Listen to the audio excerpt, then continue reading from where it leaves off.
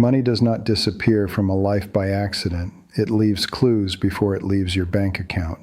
It whispers before it screams. Let me tell you something that most people learn too late.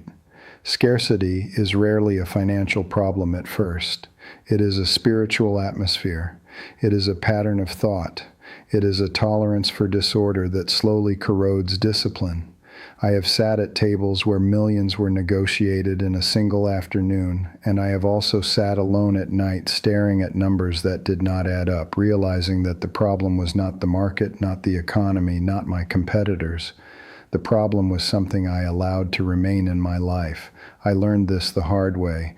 Early in my journey, after closing what I believed was a defining deal, I rewarded myself with symbols of success that fed my ego more than my future. I kept certain objects in my office that represented who I wanted people to think I was rather than who I needed to become. Within a year, that same office felt heavy.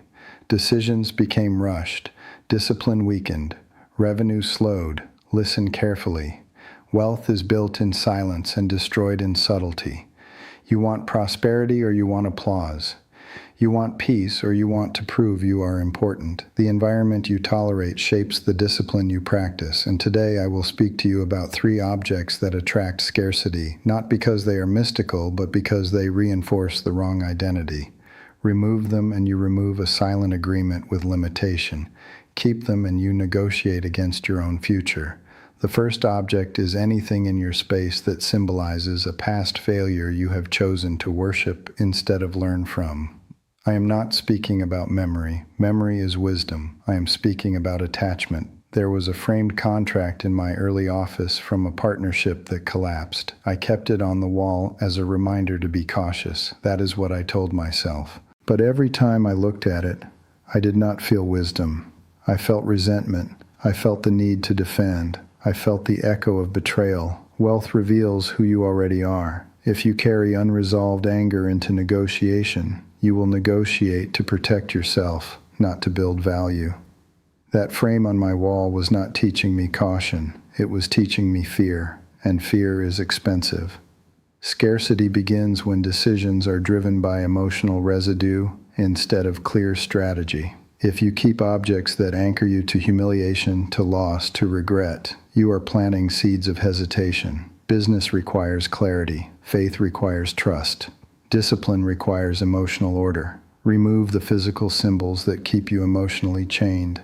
Learn the lesson, extract the principle, then clear the space. A farmer does not keep rotten fruit in the field to remember last season. The second object that attracts scarcity is anything that exists purely to impress others while quietly draining your resources. I once purchased furniture for an office I could barely afford because I believed serious investors needed to see luxury. I confused excellence with exhibition. There's a difference between quality and vanity. Quality serves function and longevity. Vanity serves ego and insecurity. The furniture did not increase my revenue. It increased my anxiety. Every month I looked at those payments and felt pressure. Pressure leads to rushed decisions. Rushed decisions break structure. Prosperity with purpose is calm. It is strategic. It is patient. If you own objects that require you to perform financially rather than build steadily, you have placed a silent tax on your peace. Let me tell you something. Real wealth does not shout.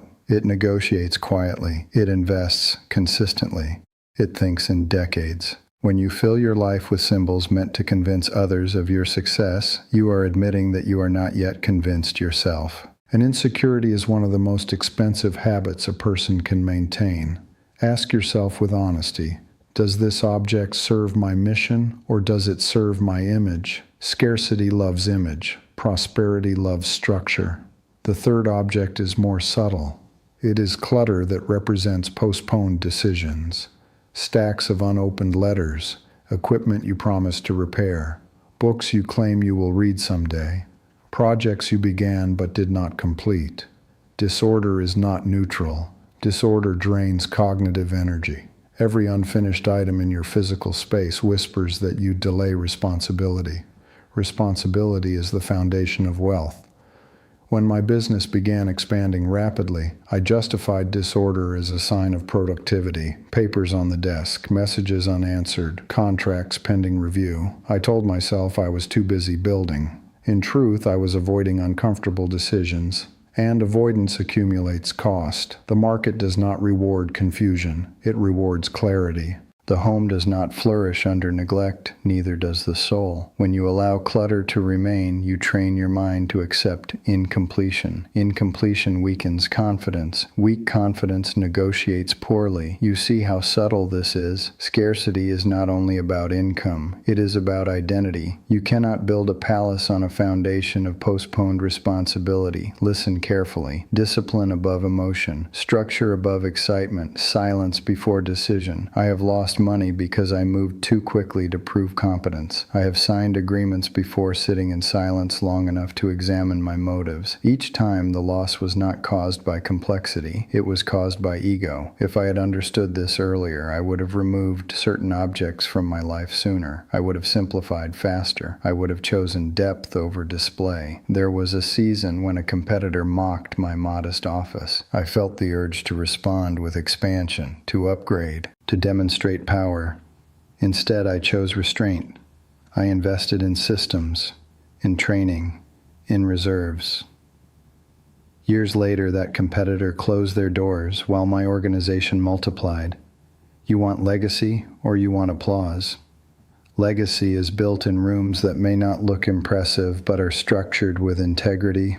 Family taught me this more than business ever could. When I sit at the table with those I love, no one asks about the price of my chair. They ask about my presence. They ask about my wisdom. They observe my consistency. Children do not inherit your car. They inherit your patterns. If they see you chasing symbols, they will chase symbols. If they see you honoring discipline, they will honor discipline. Wealth built without spiritual alignment collapses under pressure. I have seen fortunes evaporate because the owner never mastered appetite. Money is a tool, not an identity. When objects become identity, scarcity is already negotiating entry into your life. Spiritual maturity is practical. It is visible in budgets, in calendars, in how you speak during conflict, in how long you remain silent before responding to provocation. Silence is an asset. When you remove distracting objects, you amplify inner stillness. In stillness, you hear better strategies. In stillness, you recognize impulsive desires before they become expensive mistakes.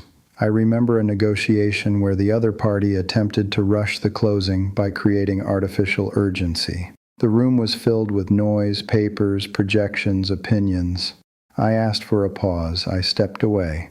In that quiet hallway, I realized the numbers were built on assumptions, not guarantees. We declined the deal. Months later, the project failed publicly. Silence protected capital.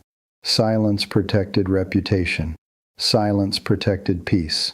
That is why I tell you that objects that create noise, emotional noise, or financial noise, attract scarcity. Remove what does not serve covenant, clarity, construction. Some people pray for abundance while sitting in chaos. Prayer without alignment is contradiction. Faith is not denial of reality. Faith is disciplined partnership with principles that govern reality. Sow order, reap stability. Sow vanity, reap pressure. Sow resentment, reap isolation. The marketplace reflects the interior life. I am not speaking about superstition. I am speaking about patterns. You cannot plant confusion and harvest precision.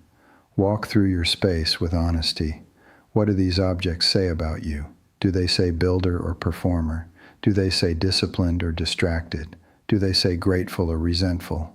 Every item you keep is a statement. Make sure your statements are aligned with the future you claim to desire. Prosperity with purpose requires courage to remove what flatters you but weakens you. It requires humility to admit that some possessions are disguises for insecurity. It requires strength to choose simplicity when ego demands spectacle. I stand before you as someone who has built, lost, rebuilt, and refined. I have tasted expansion and contraction. And I tell you with calm certainty that structure sustains what excitement cannot. Clear your environment, close open loops, release symbols of pain, eliminate displays of vanity that pressure your finances. Complete what you begin or consciously let it go. Responsibility is freedom. Discipline is mercy. Order is generosity toward your future self. You do not need more luck. You need alignment. You do not need more attention. You need more intention. Remove the objects that negotiate against your destiny. Create space for clarity. Create space for strategic thought. Create space for gratitude. And remember this final truth: prosperity is not attracted by what you display. It is attracted by who you become when no one is watching. Build slowly, decide carefully. Remain faithful to principles that outlive trends. And never forget that wealth built on disciplined character becomes legacy, while wealth built on ego becomes a lesson. These principles are not theory to me. They are lived conviction as expressed in my foundational reflections. Remove what invites scarcity. Guard what builds strength.